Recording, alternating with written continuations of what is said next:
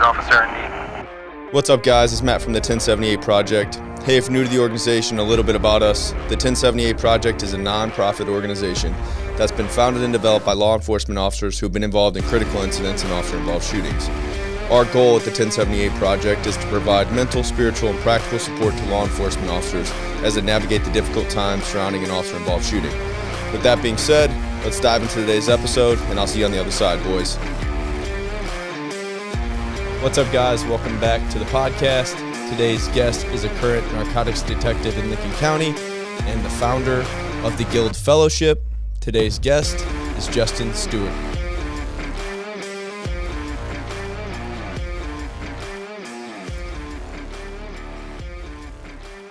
Whoever's ambushing normally has the upper hand. Yeah. You have surprise. A lot of times you have better preparation. You brought the right tools for the job.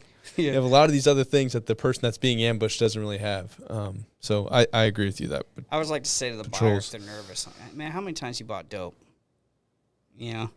It's like, well, a lot. Like, and how many times you bought dope with a small army nearby? Well, none. Yes, this is as safe as it's ever been. Mm-hmm. You know? It's like, go out there and do it again, you know? But, yeah, I mean, it's so, like, that's a really great way to put it because we are the ambusher. It's like we are the ones that are, they're like, you know, don't mess around. We get to take the fight to them rather than the fight being taken to us, which is the scary part about patrol. So I made the point, you know, I was on another guy's podcast and he was asking about that. And I said, you know, our job is kind of, even if, like, we get woken up. So if somebody kills somebody in the county and they don't find them, we're who they call. Our unit gets up, we go in, we get all the intel, and we start going and trying to find the gunman, you know, or whatever. And that is simple, right? We know what it's going to be. We're going to get together. We're going to grab the same gear we always use. We're going to go to who cares? Like, you get to a point to where it's like, I don't really care what location it is. You know, it's like, the buildings are typically the same shape or similar to the same shape. We might have a two-story to deal with or whatever. But after so many years, you're just sort of like, I'm adaptable. Mm-hmm. We're gonna go to SOP, and whatever changes occur, we're just gonna adapt to them. It's simple. We know what it's gonna be. We're going from point A to point B, where suspect may be, and when they get there, person is either going to open fire on us or not. If they do, we're prepared in you know, A, B, C, 1, 2, and 3 ways. And that's it. Here's what we do. We know what it's going to be. It's just so simple. Mm-hmm. But then you go on patrol and you never know what you're going to get. Dude, we had I like this story. We had a guy, my buddy had come out to the county to work. And, well, he wasn't my buddy then, whatever. He's working in the county. We're friends. We're on days. He gets a check the well-being call. I'm bored. I'm like, yeah, I'll go. You know, we get there. We have the you know, two cops feel some type of way. You should probably pay attention to it feeling. I'm like, hey, he looks over. We're both there. I'm like, all right, let's slow it down. I'm like, I'm going to walk around and just look at what our perimeter is and just see what we got before we knock. Well, unbeknownst to us, there was a massively depressed dude inside who was drunk, who was holding a rifle and was on the phone with the suicide hotline, telling them that he had a rifle in his mouth.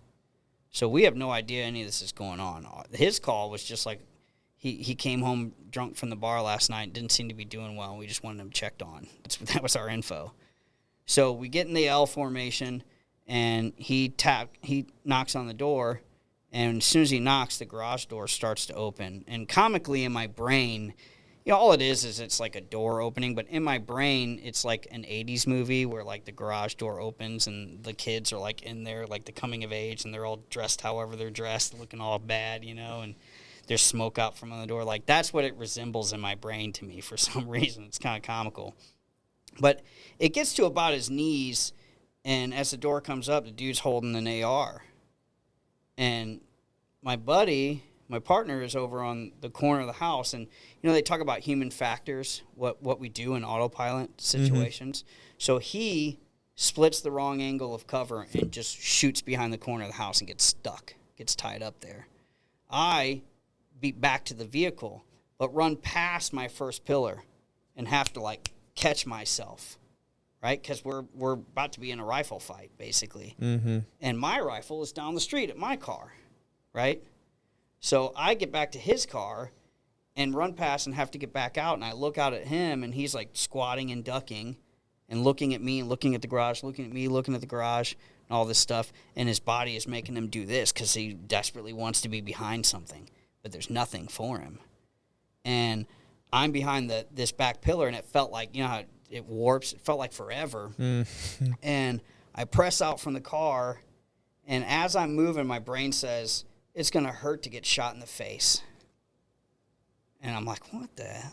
Why am I? Stop thinking that, you know? So I like push out, and the dude's got this rifle slung. His hand's on it, but it's down on the ground, and he's screaming at us to kill him and all this stuff. And somehow your brain works so fast, you know, in that situation. And there's a dichotomy here I really like to share at the end. But I make I'm like, this dude wants suicide by cop, and he's not pointing the gun at us. So I'm like pressed out off that back pillar, the slack. I'm at the wall of my trigger, and I don't know what came over to me. I just said, "Hey, bro, I got a wife and kid at home. I want to get back to him, and when I get back to him, I want to be able to be good for him. Please don't make me kill you." And he stopped, and I said, "I don't want to do that." And he goes, "I don't want you to do that either. I don't want you to have to do it." I said, "Well, great. Well, just put the gun down then." And he goes, "Okay." And he walks over and he drops this rifle in the back of this truck. And I'm looking over at my partner, and he's looking at me, and we're like, this dude's going to blow up. Like, he's got an explosive. Like, we're not, I mean, we're like, this cannot be how this resolves, you know? But he does. He puts it down, and it's just random. It's like 10:30 in the morning or something, you know? And this is happening. And, you know, whatever, we get back together and all this stuff, and people are like, you know, you kind of have that moment where people are like, oh, man, you know, because everybody responds. And the only traffic we got out was white male with a rifle. That's how fast. That's the only thing we could say. And so everybody's jamming, you know. And but then what happened after that is I had this weird dichotomy of like, God, I hope this dude doesn't kill one of ours or someone else. Like, I went home and thought about the call, and I was proud of myself for having the fortitude to, like, take the risk to see if I didn't have to kill him. Because I could have shot that dude, right? I don't think there's anybody that at least knows anything about law enforcement that would argue whether or not I could have put one in him. Mm-hmm. But you know what? When it was said and done, the rifle, there was no bullets in it, not even in the mags. He was just trying to get us to kill him. And somehow my brain worked in such a way that day, because I'm not going to say that I could get in a similar situation like that and just go pop. That, you know, depending on the day, right? Mm-hmm. How we prepare and how we perform. But that's what it was, and I had all this guilt, like, what if I chose the wrong thing and someone gets hurt, like the Spider-Man story? So it's weird how that works. What if for whatever us. happens, you know? Right, exactly. You know, but I bring that up to say, like, those are the things that we experience when you're on patrol. It's just one thing after the next. You're just behind the eight ball all the time. All the time. Yeah. And that's what people don't. That's what the rest of the world doesn't understand. You know, like the people that have never put on a uniform and pretty much any uniform, even if you're in the military. You put on that uniform and you go put yourself in real dangerous places doing real dangerous things. And, your brain can work really fast, but at the same time, your brain's working really fast, so you're overlooking certain things that you may not overlook if stress wasn't involved in it. And the people that are viewing these videos and Monday morning quarterbacking are doing so from a nice, calm place. Yeah, the comfort of a seat. Yeah, from the comfort of their living room, eating a chicken wing. Right. Without any stress, with never having to do the job, without ever having to put themselves in a position where they may die. And, it's like I used to care a lot what people thought. And, like, I would see a video on the internet and I'd read the comments. Like, people would say, oh, like, what about this? And I would get so mad. Mm-hmm. So, like, oh, you don't understand. And now I'm to the point it's like they don't understand to the point that it's like it's not even worth allowing it into my thought process. You know, before 1070, I got rid of all social media. I didn't have Facebook. I didn't have Instagram. I didn't have any social media platform whatsoever because I just didn't want to have to. Just didn't want to have to deal with it, dude. I didn't want to have to look at the stupidity in the world sometimes. And obviously now that I have 1078, I have all the social medias, which sucks. But you know, that the thought process that you're getting into, the what if thought process, is a dangerous thought process to put yourself in. You know, like, our job isn't to always make the perfect decision. It's to make the right decision for that right time. Sometimes it's just making decisions. Yeah, it's to make the best decision with the information that you have at the time. We've got a girl on our unit now, and she's super cool. I actually was her field trainer for the last half of her training, and we were having a discussion the other day, and she was just expressing she's got a great mentality for it.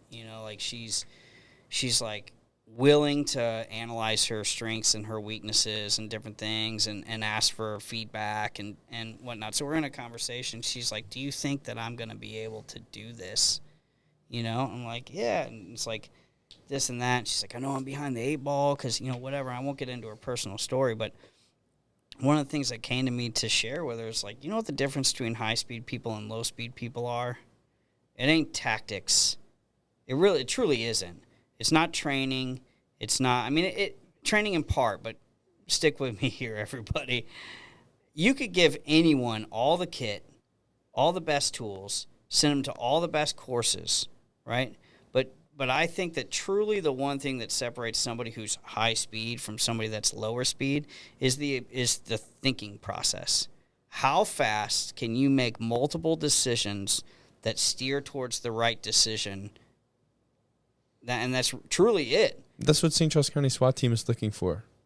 They're looking for people that make solid decisions. Yeah. Can you think quickly and that's make what a lot that of whole decisions? School is really based off of. Mm-hmm. That's what the sports is the same exact thing. I wrestled at a high level, and it's all about making the quicker decision and the best decision at the right time for that specific time. How quick is your critical thinking? That's what sports are. That's what everything in life is, really. Everything that you do is based off of, all right, what is the right decision for this time? And through law enforcement, I think the longer you're in law enforcement, the better critical thinker you become for most people. Obviously, some people get into law enforcement and then they go sit in their car for the next 12 years.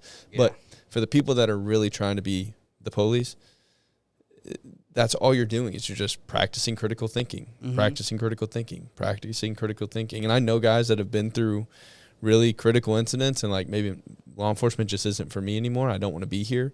And they come to me and they're like, hey man, I want to get out, but I'm not sure. I'm nervous. Like, dude, cops are, most of the police officers that I know are some of the smartest. They may not be the most intelligent people. Like they don't have, a PhD or whatever educated, else. The most educated person. But as far as the ability to critical think, like for business owning and making solid decisions for wherever it is that you go work. And that's what our job teaches us more than anything else, is how to critically think through a situation. And we're expected to do so like this. So I'm glad you bring that up, because that's an excellent point about why the Guild is doing what it's doing, because our focus is on personal development over the mental health side of things. And of course we're assisting with mental health in ways, but we're not by nature a mental health group necessarily. We do peer support and critical incident debriefing and this and that. We do one-on-one coaching and stations as our immersion camp. But we're focused on it because, like you said, these people have all these great ideas and all these abilities that they get from police work, but they also get this other thing from police work that none of us escape. Mm-hmm. And that's a period for me. Like, I don't care. If you're in any field where you are forced to experience visually, auditorily or whatever, these traumatic critical events, you are going to be altered in some way. Some more than others, sure, right? But so now what sometimes we're left with is people that have tremendous abilities to do really great things in the world, and a spirit that's not prepared broken for it. Yeah, And so that's what we say is like, the guild's not fixing men. We collect assets, right? Mm-hmm. We're opening up to women, actually. In November, we do our first female cohort for stations, which we're excited about. Because we've had a lot of female cops be like, why are we excluded? You know? And they're like, I want to go camping and do cool stuff, you know, whatever. But anyway, you know, we're basically saying everyone that comes to the group, we're not here to fix your brokenness, right? We want you to join the network, to learn our ethos, to learn our system for pursuing life, to learn what it means to the guild to live an on-mission lifestyle. And we're going to give you, like you mentioned about some other stuff earlier about saying, by the time you leave here, you're going to have all these tools and whatever, and then you leave and you're like, where are all those tools, right? Our thing is like, yeah, we're going to work through some stuff, and then we are going to give you a legit, tangible, here it is system in this workbook that you can choose to follow for however long. If all you need is about 30 days following this system, and that's going to get you back onto habit priming and autopiloting your life, so you're like, man, I feel... Because you know what it is? We get to the point where we don't really live intentional for ourselves anymore. You know, the number of intentions we set throughout the day gets smaller. I'll be up by 4:30. I'll have my boots on by 4:45. I'll go 41 by 4:59 from my driveway, and then I'll go right back inside with my little portable and make my coffee and sit till Sarge calls. You know what I mean? Mm-hmm. And so it's like that becomes the intention for the day. And then what? I'll do some patrols. I'll be call responsive. You know, I'll 10-5 with some people over here for a while. Then we'll shift and whatnot, you know. And that becomes it. And you just get in the habit of that. And then when you're not at work, what do? You try to chill and decompress, right? You sit around or whatever, or you go to the zoo but you don't enjoy it because you're worried that your kids are going to die in some weird way because 2 days ago you had some stupid thing that's got you all jacked up again. You know what I mean? Yeah. The intentionality thing, I think, at least for me, I've always... It's like, we talked about this before we hopped on here, is like, who do I really want to be? And that intentionality, I think that was the blessing of my shooting.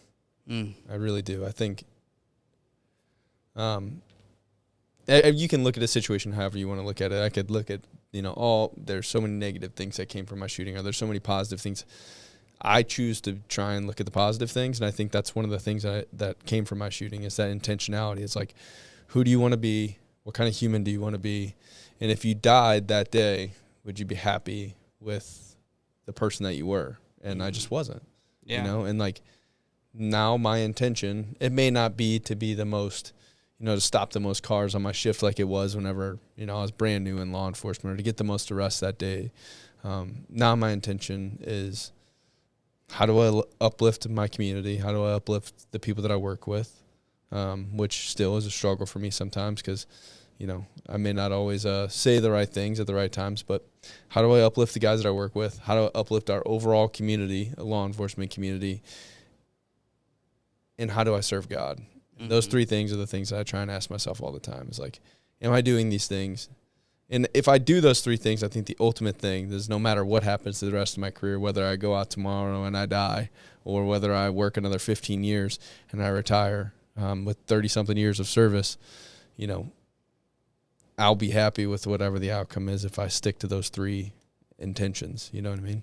You know, like in Bushido, they talk about, which is like samurai code, they talk about, there's this great book called Hage Kure, and it's basically just a collection of philosophies. I'm into like theologies and different philosophies and stuff. And they talk about that. The merit in battle is not in victory, it's in death. And the reason why they say that is because it's in the pursuit of winning a battle that for whatever purpose you're living for. Not that all those wars that they had in feudal Japan were all that, you know, like righteous.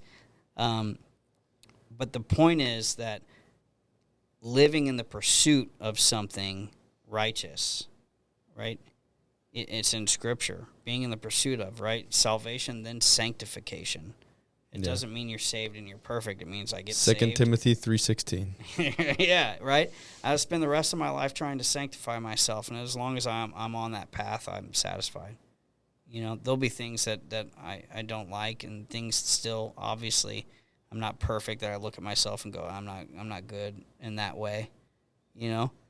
But it's okay, because I understand those messages now and what they really mean. Mm-hmm. And, you know, now I'm like starting in a residency program. You know, I'm just like, I'm going to be a pastor, you know, which is, I guess I'm saying that publicly now, but I just went to orientation. You got to do it. Yeah, you know. But, now you're stuck with it. The guild needs it, you know. And I talk with a dude, and I'm like, dude, I don't like investigate fentanyl dealers. You know, like I do interviews like this, and I'm swearing, and I'm dipping, and I'm not exactly given the Christian vibe, Mm-hmm. you know what I mean? And whatever, I'm going down the rabbit hole again, but that rings true. It's like there's people that need what we have individually. Mm-hmm. And though we're not unique in the way that we all suffer different things in the same ways, we are individuals, you know? And being able to, like you said, to serve in that way and to follow that's really similar to what we talk about in the guild of, you know, we teach our guys when they come through, we'll tell them, you know, goals are BS. And they're like, what? And what do you mean? It's like, no. Set them, pursue things, but ultimately it mean nothing.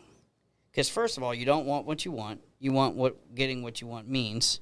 Mm-hmm. You don't want a new truck or a new motorcycle. You want the freedom you'll get from being able to do it. What does it look like if you create a mission statement that's in the service of, I am a man who is this, because this, and all my goals align to that. That's what we're trying to get guys onto, is you overcome the pain, frustration, and trauma of the job by feeling like what you do matters. Mm-hmm. And more importantly, that what you do matters for someone, for something bigger than just you. There's something to be said about that, though, too, because I think that's where you get. I think that's why a lot of people get out of. Everybody says the 10-year mark in law enforcement. Everybody runs away from law enforcement at the 10-year mark. If you make it through your 10-year mark, there's a high likelihood that you'll be in law enforcement for the remainder of your career. And I think what you just said rings true. I think guys get out of law enforcement at that 10-year mark because the veil starts to get pulled off of, I got into this because I really cared about helping people. I want to help people. I've went through all these traumatic things. They're starting to catch up with me. I don't feel like the same person that I once was. And I also don't feel like me suffering through this is making that big of an impact in my community. Mm-hmm. You know, and the everything I've given, I don't feel like it's made that big of a difference, if that makes sense, right? Yeah. And this is where, you know, for me, 1078, it's like, okay, I did give a lot. I have given a lot. I'm going on my 13th year in law enforcement. I've given all of these things to, you know, random people I don't even know. Like just, you know, Joe Schmoes, you know, like I had no idea the family of the people that the guy that I got into shooting with tried to kill. I didn't know them ever. I still have never met them. Mm-hmm. And I gave all of that, sacrificed so much. Now I get to do that with dudes that we share this common thing, right? And I get to do it with people that really need the help and they're receptive to the help. And, you know, I won't say names, but I took some guys to a trip together. Took some of the dudes that we served in the path on a trip together. And when we were on that trip, they were doing an activity and they came back. And one of the guys, who's a pretty stoic dude, he like the whole group is talking. And I look over and a tear starting to fall down his face. And then everybody notices that, so everybody turns to him, and now tears are really falling down his face. You know, now he's really crying, and I'm like, bro, what's up, man? Like, you all right? And he's like, this is the first time I've had fun in 5 years.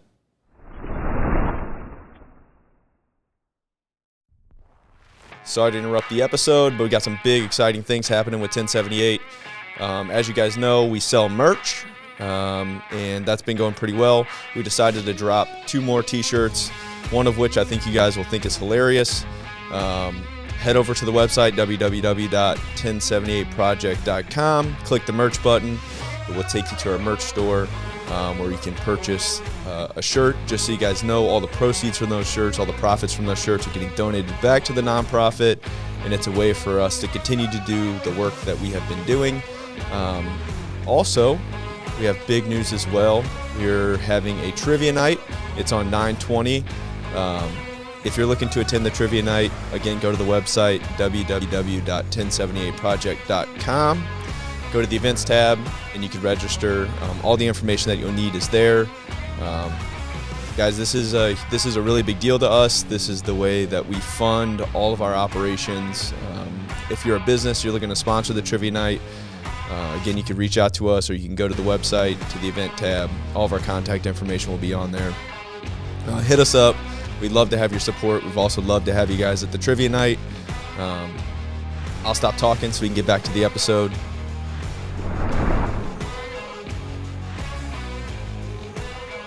At that moment, I was like, this dude sacrifices so much for his country, for his community. He's given so much to people he doesn't know. It's the first time in 5 years he's had fun. It's like, how... That's crazy. How are we doing this to our own people? How are these guys that sacrifice so much for their community, give so much to all these random people they don't know? Yeah. And then as a community, as a law enforcement community, we just like, it's what's expected, man. Like, we do nothing to help them. I got in an argument with a dude over, I have to consider how I tell this story, so bear with me here. Essentially, there was a situation where we were working our normal stuff and another thing, but we couldn't, overtime was shut down, so we couldn't do like 16-hour shifts to do it all. And there was another person outside who was basically saying, who I love, a great dude that I'm talking about, just to be clear, right? But we got into a little argument. He was a cop long time, and he's like, well, sometimes you got to just do what you got to do. And I said, well, I understand that, but, we need to balance it out. What's the priority? We may need to pursue this thing and just come in at nights to do that or whatever, but these guys, nobody's getting paid to work 16 hours. They're only going to get paid for 8, so that's not going to happen. He's like, well, back in my day, it was like kind of that thing, right? Like, well, back in my day, we worked all our cases, and we did that and this and that. And da-da-da. And I just had enough, and I said, did you make your mortgage payments? He's like, what? Did you make your mortgage payments? Did you ever get divorced? He's like, well, yeah, I struggle for money, and yeah, I got divorced twice. And I go, well, it doesn't sound like your police career was all that successful. Yeah. And everybody around me was like, whoa. And I go, bro, that's not successful police work. Okay, you might solve cases, but we have to protect the men and women that serve, because if we don't, we're going to end up with trash people who serve 5-year tenures because they only got into copping because the academies are dropping the PT standards because less and less people are pursuing police work, and you're going to work them to stages of burnout, support them nothing, tell them about the olden days and how it used to be done, and our communities are going to suffer because of your pride and your ego. Yeah, expect them to work for free. Yeah, no. We have to start doing better at taking care of I try to say this as public as possible now, but if you're a policeman and you're putting your career over your family, you're making a giant mistake. 100%. You're making a humongous mistake. This career will end. You will leave. It doesn't mean anything. You go get a job making or you'll die. Yeah, or you'll die. Yeah. You could go get another job making exactly what you make now and doing something completely different. Your family, your kids, your wife, if you're a female, your husband is far more important than this job will ever be. Mm-hmm. And we get sucked into it. And I'm just as guilty as everybody else. I've been a cop 12 years, going on my 13th year, and K-9 handler, ATF, U.S. Marshals, HS. I've done it, what I mean? And I've given so much, especially as a K-9 handler. The job literally comes home with you every single day. Yeah. I have given so much. I'm just as guilty as the next guy. but it ain't worth it, man. You know, I like was that. kidding. Those I have were a Mal now in the house. My wife loves it. yeah. Sorry, I didn't mean to cut you off. It's just, I don't, I get it. We want to be good cops, but this goes back to what you said. In order to be a good cop, you have to be a good husband. You have to be a good father. You have to be good at home, because if you're not good at home, you can't be a good cop. And that's just the end of that story. Yeah. You know what I mean? Leadership starts in the living room. Yeah. It truly does. It's like, how are you showing up in your own household? Everything that you do subpar in your household is going to carry with you and subconscious guilt throughout your day, and it's going to it's going to infect your interactions with other people, and I 100% agree with you with there. And to kind of segue back to what you were sharing earlier, one of the reasons why I've been sticking with, like, man, I got to get together with Matt is because, I have the honor of knowing several of the people that you have served, and many of those people are very close to me. You know what I mean?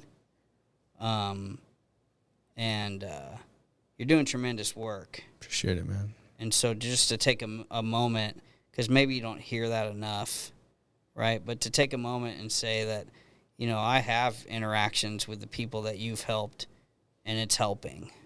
I appreciate it. I appreciate you for, for it's having not me, on. man. I'm just a dumb cop. It's all God, dude. Look, For dude, real. I agree. I 100% agree. People make fun of me because I always say, the guilt came from God. I sit outside and in prayer on my balcony when I realized I needed to do it, and smoke cigars and literally just say, I'm here. Just tell me what it is. And I'm not kidding you. You call me crazy, but, I received messages. Okay, I know those people think it's well. Here's what I don't mean.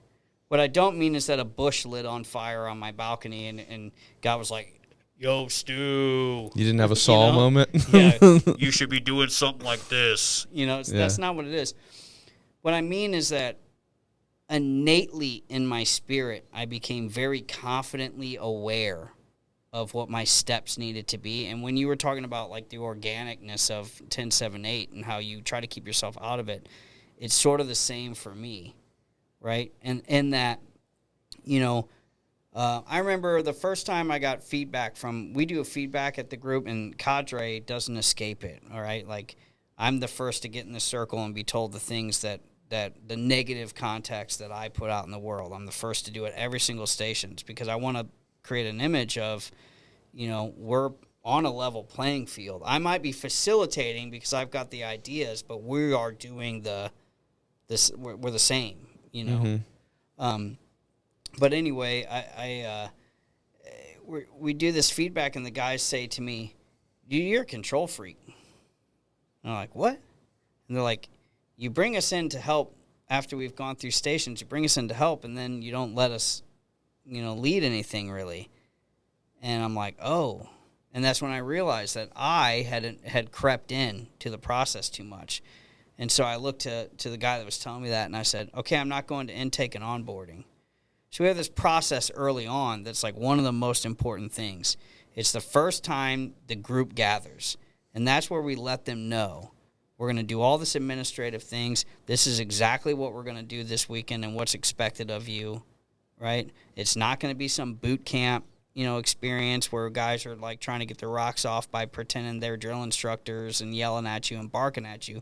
But there are going to be serious exercises. You are going to have to follow instructions. You are going to have to work as a team. And if you're unprepared to do that, now is the time to leave, because the process comes first. I believe the process is ordained. And because I believe that, I don't make headway. We've had a judge in our program. We've had serious players come through, and we tell them that in intake. I don't care how long you've known someone here. We don't care what position you hold in the world. This is kingdom work, and the process comes before us. So it will not adjust for you, outside of like medical considerations and whatever. We're very, very serious about it. So I say, you guys go to intake and onboarding. I'm not going. And so then these guys are like, well, hold up now. Like, we want to make sure that we cover all the things. Like, all right, we'll just have a meeting. So we have this meeting and whatever, and they go, long story short, it was awesome. And so after that, I'm like, here's my instructor book, which I had never shared with anyone, right? Not really because I was, like, trying to be secretive. It just was never anything that it's always been at the first stations. It was all the participants knew. Looking in this book is not good for your experience, you know? So nobody ever looked in it, even the cadre. So I shared it with them, like, hey, here's my book. And so it was kind of this weird moment where, like, the guys were kind of like, what? We get to look in that book? That's cool, you know? We never got to. And I remember those same dudes coming up, and they're like, you teach out of this? I'm like, yeah. Like, how? Because it's literally just bullet points. It's like Friday topics. They're like, how do you do all this, whatever? It's God, man. That's why we pray at the beginning of stations, you know, before we get with the group. Make us conduits of your will. Remove our ego. Remove the self. You know, make us conduits. Speak through us this weekend. We pray it every time because we want it to be God-centered. And although we're not an evangelical group in the nature of, like, we don't care if you come to stations Christian or not Christian, and we're not trying to make you Christian by the time you leave. That's not our mission. Your salvation is between you and God. What we will do is share the truth as we see it in the way that it makes sense to us, and expect you to give us the respect by not asking us to circumvent our belief system to spare your little feelings. And we will do the same for you. You know? Yeah, that's very much the same process in 1078. I try not to push my faith on anybody. It's definitely a huge part of it. There's stuff that you'll find in our literature and the packets that we give to people. On the podcast, we talk about God like literally every episode because it's important to me. It's a humongous part of my life, but we're not here. I'll serve anybody of any religion, any creed. I don't care. Like, my job is again, to be that conduit, like you said, to be the hands and feet of God, and to take all the things that have happened in my life and to use them to serve Him. And that's really... Do you ever get pushback on the Christian elements of your organization? I think some people may be like, I don't know if we want to have that. I've had a couple organizations, police departments, be like, well, we'll leave it up to the officer. Like I'll reach out to a police department and be like, hey, heard you had an officer involved shooting. This is our organization. This is what we do. We have all of these resources. I'd love to meet with your guys and kind of, have dinner with them and their family and let them get to know me, let me get to know them, give them all these resources. And they obviously ask, well, what are the resources? And one of the things that is in our packet is, where's my relationship with God after I'm involved in an officer-involved shooting? Like, how does that impact? How does taking someone's life impact, my salvation, or does it impact my salvation? That's a big thing to me. Did I do something worldly that affects my salvation? So I sat down with my pastor, and we, came up with this sheet that has a bunch of, scripture in there and talks about. It goes into enough detail that you eventually find the answer. And so I tell them, hey, this is, and that's, I can see their wheels spinning like, and I don't care, this is what we're going to do. It's important to me. And we've had some police departments be like, hey, we'll take it to them. If you bring it up to the police department, we'll deliver it to them. And I'm fine with that. Yeah. I'll give it. You want to give it to them? Give it to them. I don't care. I just want these things in their hands. My goal is to reduce police suicides, and I think this is a real practical, organic way to do so. Dude, because that's a big... Going back to that you are not unique, we call it YANU because, vets and cops like acronyms so much. Yeah. But the idea of it is we get guys in a group, and you're able to share something. Like, I've used alcohol to aid my depression, and then I put my hand up. And if you've ever experienced that or something similar, you can relate to it anyway, then you put your hand up.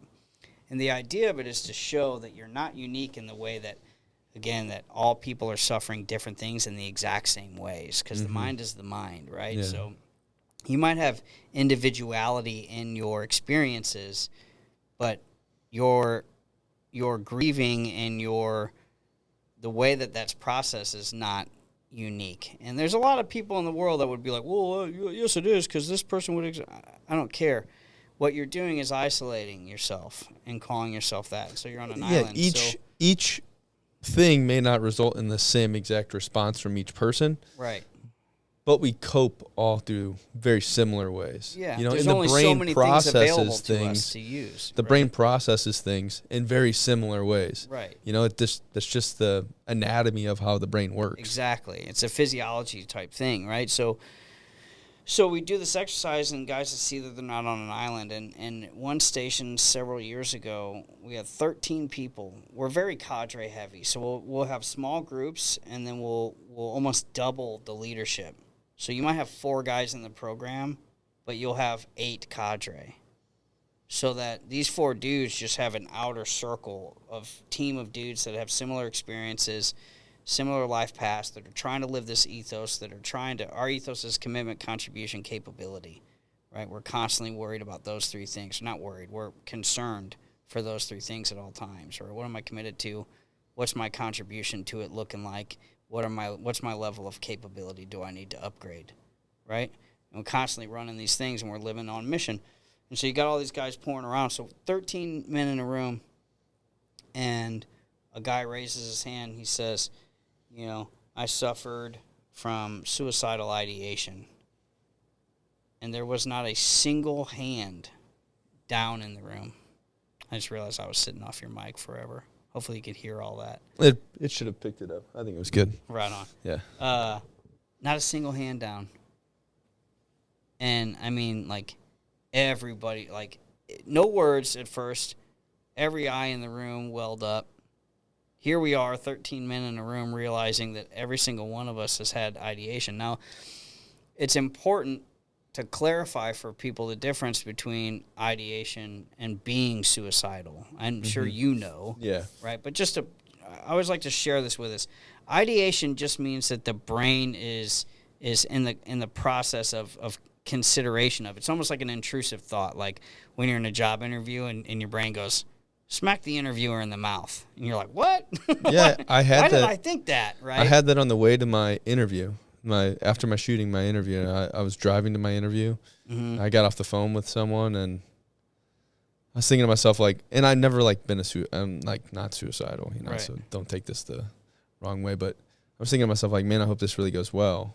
And then, like, well, what if it doesn't? And then I was just like, well, you just end it. I was like, what the? Yeah. Like, what? And literally, I caught myself thinking, and maybe it was just the trauma of the whole week and processing things. I caught myself thinking, like, what are you talking about, bro? Like, what are you, like, that's not you. You're right. What are you doing? So let's expand on that a little bit. The subconscious mind is going through thousands of thoughts per, one thought that conscious mind sets a focus on. So I'm no neurologist or whatever, but think of it like this. You have an ocean of thoughts, and you're just picking the focus. When you're in stages of trauma, okay, and you're experiencing trauma because of a critical incident or whatnot, and remember, I'm not a mental health professional. This is just my personal opinion, which I've gained through real-world experience, right? That's why I'll speak on it. You've got an ocean of thoughts. You've had a critical incident. Now you're in stages of grief and different traumas, whatever. You're not in a good state. You don't think the conscious mind is going to be trying to figure that stuff out? Which, by the way, there's also a process in the brain called reticular formation. It's part of the reticular activating system. And the whole purpose of it is to get the conscious brain with the subconscious mind, or to get brought to you what the conscious brain has programmed into the subconscious mind. So you see a red truck, you're like, I love red trucks. And then all of a sudden you see red trucks everywhere. Or your wife gets pregnant, and you're like, everybody's pregnant suddenly. It's because the process of reticular formation is trying to bring you what's in your subconscious mind, right? It is the it is the scientific anatomical explanation for why prayer works, which, quick segue there, I realize that God and science don't always meet up. And so my personal belief is, what if science is just us seeing and finding a way to describe the way God designed us to be? You know? So reticular formation is going to bring to you what you've set into the subconscious. If you've set into the subconscious that things are bad, and especially about death, you don't think you might start having a few thoughts about your own death? And since you're not in control of your own death, you might subconsciously be programmed that I wish I had more control of my life. So now I'm thinking about control, and I'm thinking about death subconsciously. Well, the subconscious mind doesn't distinguish between wants and don't wants. It only gathers and sets thoughts, right? So now I've got control and death together, form suicidal ideation, right? I feel like I just dropped MDMA. And that's why I'm trying to keep up with you, dude. But like I said, I'm just a dumb cop. No, I mean, if I was smarter, bro, I'd have chose a different path. And that's why you end up being in Gulf Shores with your family in a beautiful hotel 13 stories up, and you're moving your stuff into your hotel room, and you look at the rail, and your brain says, jump over that, because that's mine. It happens. The fact, a room full of 13 people, not a single hand down, come on now. Mm-hmm. Why don't we discuss this stuff? Because we're afraid. People are afraid of it. We're afraid for court cases. You know what I mean? What changes? What changes by acknowledging what the job creates for us? You know? I think the big reason why people didn't discuss this is just because that whole idea that you're supposed to be able to take this, you're supposed to be fine. And that was like just the way that law enforcement worked for a long time. Yeah. Is like, you just don't talk about it. You know, if you're struggling, you just eat it. You're fine, man. Listen, everybody goes through stuff. Nobody wants to hear about your stuff. You take your stuff, you go home, you deal with it. I take my stuff, I go home, and I deal with it. And that stuff never makes it back into work, because when we make it to work, we put on this suit, and now we're perfect. Yeah. The problem is that they do eat it in record numbers. Yeah. In the thousands a year. Yeah. You know what I mean? Between fields. Here's another interesting fact. I met with a dude who's part of like a safety group, mental health group for the construction industry as a whole. And he said that the construction industry is actually the leading suicide rate, which originally like hit me. I'm like, whoa, bro. Construction workers are committing suicide more than cops and vets. I don't know why my brain went there like it was a competition, you know? But that's another kind of thing that we do, you know, that the brain sort of like protects things and works against other things because we need to normalize and define stuff. But we were talking about it, and I said, how can that be true? And he said, construction is filled with former military men and former policemen and women. The people that got out of that job and went into another thing, and they've got some of the highest levels of alcoholism. Mm-hmm. And there's a huge number of trades. Yeah, and the reporting's probably much better. What's up, guys? Thanks for hanging in there to the end of the episode. If you can't tell, there's more from Stu, and here is a sneak peek from next week's episode. I love the process of, expanding minds and different things like that. And so coming from that area to get into debriefing where you're getting used to like allowing people the space they're in is hard for me. Yeah. And so now it's gotten easier with some practice. But early on, they're like, don't silver line it, don't silver line it, don't silver line it. And I'm like, do silver line it. These people need to be looking at what the goodness that can come from this so they can focus on something better.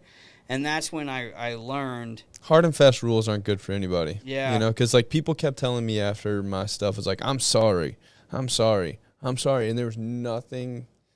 You don't have to be sorry. Yeah. You know, like, I'm a policeman. I knew that there's a likelihood that this would happen. Stop saying sorry to me. because it just forces that like victim mindset. It's like, well, because it's not you're a about you, victim really, of it's this. about You're a them. victim of this. You're a victim of this. And it's like, I'm not a victim of any of this. Like, I chose this profession. Did something bad happen? Yes. If I could have controlled it for any other outcome than the outcome that happened, would I? Yes. But there's nothing that I could do that could have changed the outcome. I knew that there's a likelihood that something like this would happen in my career. I mentally prepared for that aspect of it over and over and over and over and over again. And I don't need you to be sorry to me. Yeah. I don't need you to say sorry to me.